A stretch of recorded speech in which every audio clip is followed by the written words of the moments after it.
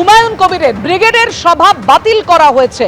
আপনাদের জানাবো, হুমায়ুন কবিরের ব্রিগেডের সভা বাতিল, সেনাবাহিনী থেকে অনুমতি পাওয়া যায়নি, বিকল্প প্রস্তাব দেওয়া হয়েছে শহীদ মিনারে।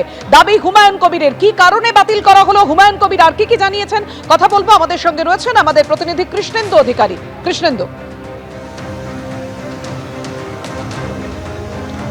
দেখো, তুমি জানো যে তৃণমূল সাসপেন্ড করার পর জনতা উন্নয়ন পার্টি তৈরি করে হুমায়ুন কবির একটা শক্তি প্রদর্শনের হুঙ্কার দিয়েছিলেন। সেটা হচ্ছে 1 ফেব্রুয়ারি ব্রিগেডে তিনি সমাবেশ করবেন, লক্ষ লক্ষ মানুষকে এনে তিনি তাক লাগিয়ে দেবেন, মমতা বন্দ্যোপাধ্যায় সরকারের মৃত্যু ঘণ্টা বাজাবেন, এমনও দাবি করেছিলেন। আজকে সেই হুমায়ুন কবির ঘোষণা করলেন যে ব্রিগেডে তার এই সভা হচ্ছে না। তার মূল কারণ হচ্ছে হুমায়ুন কবির যেটা দাবি করছেন, সেনাবাহিনীর কাছে তিনি আবেদন করেছিলেন, কিন্তু দুদিন সেনাবাহিনীর তরফে তাকে যেতে বলা হয়, কিন্তু আজকেও তিনি গিয়েছিলেন। কিন্তু কিছুক্ষণ আগে সেনাবাহিনীর তরফ থেকে জানিয়ে দেওয়া হয়েছে যে ব্রিগেডে সমাবেশ করতে দেওয়া যাবে না বা অনুমতি দেওয়া যাবে না, এমনটাই দাবি করছেন হুমায়ুন কবির। এবং বিকল্প জায়গা হিসেবে শহীদ মিনারের কথা বলা হয়েছে, কিন্তু হুমায়ুন কবির দাবি করছেন যে শহীদ মিনার একটা ছোট জায়গা, তিনি যে সংখ্যায় মানুষ এনে এই সভা করতে চেয়েছিলেন সেটা শহীদ মিনার কোনো জায়গায় হতে পারে না ব্রিগেডের বিকল্প হিসেবে। সুতরাং তিনি এ সভা করবেনই না, ব্রিগেডের সভা বাতিল ঘোষণা করে তিনি মুর্শিদাবাদে সভা করবেন। এবং যেটা সূত্র মারফত জানা যাচ্ছে যে হুমায়ুন কবির যে প্রস্তাবিত যে বাবরি মসজিদের জায়গা, সেই জায়গার পার্শ্ববর্তী এলাকায় মাঠে তিনি সভা করবেন এবং 1 ফেব্রুয়ারি সেই ডেটটা চেঞ্জ করে আগে, অর্থাৎ জানুয়ারি মাসের শেষ দিকে সেই সভা করবেন। একেবারে তুমি যে কথা বলছিলে কৃষ্ণেন্দু, তোমাকে এই মুহূর্তে ধন্যবাদ। হুমায়ুন কবির কি জানিয়েছেন দেখাবো আপনাদের। আমাদের সঙ্গে রয়েছেন হুমায়ুন কবির।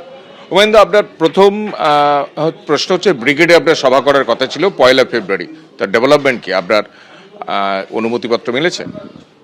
না, কিছুক্ষণ আগে যেটা ফেন্সের প্রথম 6 তারিখে আমরা একটা অ্যাপ্লিকেশন দিয়েছিলাম ব্রিগেডের ল্যান্ডের যে অফিসাররা তাদের কাছে।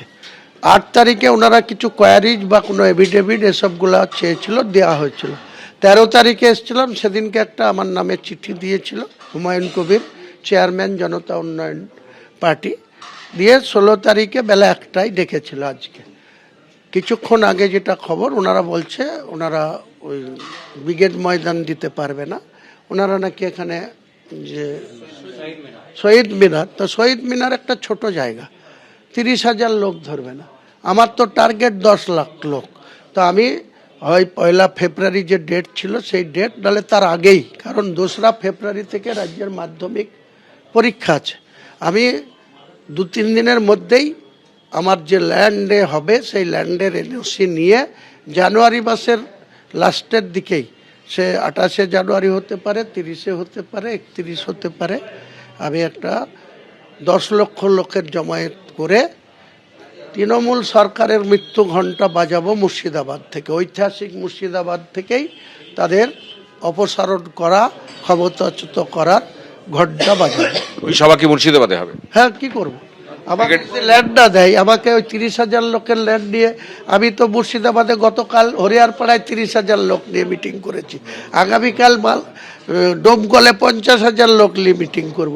তা আমি এখানে 30,000 লোকের ময়দানে আমি কি করে মিটিং করবো? পেলেন না কেন অনুমোদন, কি মনে হয়? এর ভিতরে বিজেপিও ভয় পাচ্ছে, টিএমসিও ভয় পাচ্ছে, দেখছে সত্যি সত্যি হুমায়ুন কবির যদি 10 লাখ লোক জমায়েত করে আমাদের মৃত্যু ঘণ্টা বাজিয়ে দেয়, ওর থেকে মুর্শিদাবাদে যা করবে করুক, এখানে আসতে দেব না, এই চক্রান্ত। এদের সঙ্গে যে এদের কানেকশন আছে তো বোঝাই যাচ্ছে, এই বিজেপির সঙ্গে রাজ্য সরকারের, তা নাহলে এত দিন লাগে একটা এনওসি দিতে। এই মুহূর্তে যে খবরে নজর রাখবো, কিছুক্ষণ আগেই আপনাদের দেখিয়েছি প্রগতি ময়দান থানায় সেখানে বিধ্বংসী আগুন লাগে এবং একটি আসবাবপত্রের কারখানায় আগুন লেগেছে। সেই আগুন দ্রুততার সঙ্গে ছড়িয়ে পড়ে চারপাশে। যে আশঙ্কা তৈরি হয়েছে, যে আতঙ্ক তৈরি হয়েছে, দমকল কর্মীরা ইতিমধ্যে আগুন নেভানোর কাজ চালাচ্ছেন, কিন্তু স্থানীয় বাসিন্দাদের একাংশ তারা অভিযোগ করেছেন যে দমকল দেরিতে এসেছে। কথা বলবো, আমাদের সঙ্গে রয়েছেন আমাদের প্রতিনিধি ব্রতদীপ ভট্টাচার্য। ব্রতদীপ, এখন কি আগুন নিয়ন্ত্রণে, কি পরিস্থিতি এই মুহূর্তে? দেখো, প্রায় 1 ঘন্টা পার হয়ে গিয়েছে, কিন্তু এখনো কিন্তু এই আগুনকে আয়ত্তে আনা যায়নি। যে আকার আয়তনে আগুন ছিল প্রায় কার্যত তেমনই রয়েছে, বরং বলা যায় যে পরিস্থিতি আরও কিন্তু জটিল হয়েছে। কারণ পাশের যে 4 তলা বিল্ডিংটায় কিছুক্ষণ আগেই বলছিলাম আগুন ছড়িয়ে পড়েছে, সেখানে এই মুহূর্তে দাউ দাউ করে আগুন জ্বলছে। যে কটি ফ্লোর রয়েছে অর্থাৎ নিচের তলা থেকে ওপর তলা কার্যত ভস্মীভূত হয়ে গেছে। এখন একদম ওপরের তলায় দেখতেই পাচ্ছ সেখান থেকে কালো ধোঁয়া বেরোচ্ছে এবং দাউ দাউ করে সেখানে আগুন জ্বলছে। দমকল কর্মীরা এখনো পর্যন্ত সেখানে পৌঁছাতেই পারেননি। স্থানীয় বাসিন্দারা তারা দমকলের সঙ্গে এই আগুন নিয়ন্ত্রণের কাজে হাত লাগিয়েছেন, তারাও মই নিয়ে আসছেন এবং যাতে দমকল কর্মীরা সেই আগুনের উচ্চস্থল অর্থাৎ যেখানে গিয়ে আগুন ছড়িয়ে পড়েছে পাশের বিল্ডিংয়ে সেইখানে পৌঁছাতে পারে তার জন্য তারা সহযোগিতা করছেন। অন্যদিকে দমকলের একটি দল যে গোডাউনে প্রথম আগুন লেগেছিল সেইখানে কিন্তু এখন আগুন নিয়ন্ত্রণের চেষ্টা চালিয়ে যাচ্ছেন, কিন্তু কোনোভাবেই এই আগুনকে বাগে আনা যাচ্ছে না। যেটা স্থানীয় বাসিন্দাদের থেকে জানা যায় যে গোডাউনে এই মুহূর্তে দেখতে পাচ্ছ দমকল কর্মীরা পাঁচিল ভেঙে ঢোকার চেষ্টা করছে, এইখানেই প্রথম আগুন লাগে। এবং আগুন লাগার কারণ হিসেবে যেটা জানা যাচ্ছে যে এইখানে প্রচুর পরিমাণ দাহ্য পদার্থ আগে থেকেই মজুদ ছিল, ফার্নিচারের গোডাউন। সেইখানে আজকে দুপুরবেলায় ওয়েল্ডিংয়ের কাজ হচ্ছিল, অর্থাৎ যে টিনের ছাদ রয়েছে এই গোডাউনের ওপর সেই টিনের ছাদে ওয়েল্ডিংয়ের কাজ চলছিল এবং সেইখানের থেকেই আগুনের ফুলকি ছড়িয়ে এই ভয়াবহ অগ্নিকাণ্ড ঘটেছে। এই গোডাউনে প্রথম আগুন লাগে এবং স্থানীয়দের যেটা অভিযোগ যে দমকল দেরিতে এসেছে, তাদেরকে খবর দেওয়া দমকল দেরিতে সত্ত্বেও আসায় ক্ষোভে আছে পরে সাধারণ মানুষজন। আমরা দেখতে পাচ্ছি আগুনের সেই বিভৎসতা, ভয়াবহতা।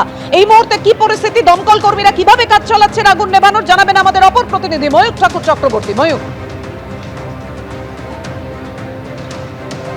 দেখো কিছুক্ষণ আগে এই ঘটনা ঘটেছে প্রগতি ময়দান থানার ঠিক কাছাকাছি বাসন্তী হাইওয়ের পাশেই এই যে সোফার কারখানা, এই কারখানার ভেতরে অগ্নিকাণ্ডের ঘটনা। এই মুহূর্তে সরাসরি আমরা ছবি দেখাচ্ছি। আমরা দেখো ফায়ার ব্রিগেডের তরফ থেকে অনবরত চেষ্টা করা হচ্ছে এবং ভেতরে আগুনের যে লেলিহান শিখা, আমি ক্যামেরা পার্সন সন্দীপ পালকে বলবো ভেতরের ছবিটা দেখানোর জন্য। আগুনের লেলিহান শিখা এখনও কিন্তু এই সোফার কারখানার ভেতরে দেখতে পাওয়া যাচ্ছে, অর্থাৎ দমকল কর্মীরা চেষ্টা করছেন।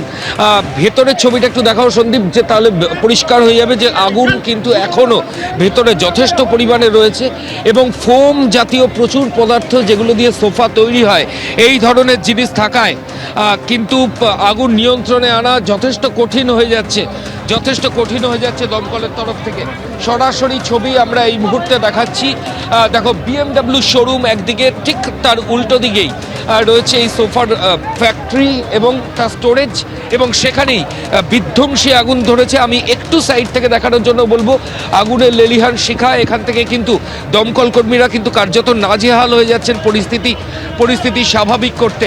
অনেকক্ষণ ধরে তারা চেষ্টা করছেন, কিন্তু জলের ফোর্স সেটা খুব বেশি নেই। ঠিক সেই কারণেই আগুন নিয়ন্ত্রণে আনা কঠিন হয়ে যাচ্ছে তাদের পক্ষে। দেয়াল ভেঙে তারা ভেতরে আগুন জল দেওয়ার চেষ্টা করছেন।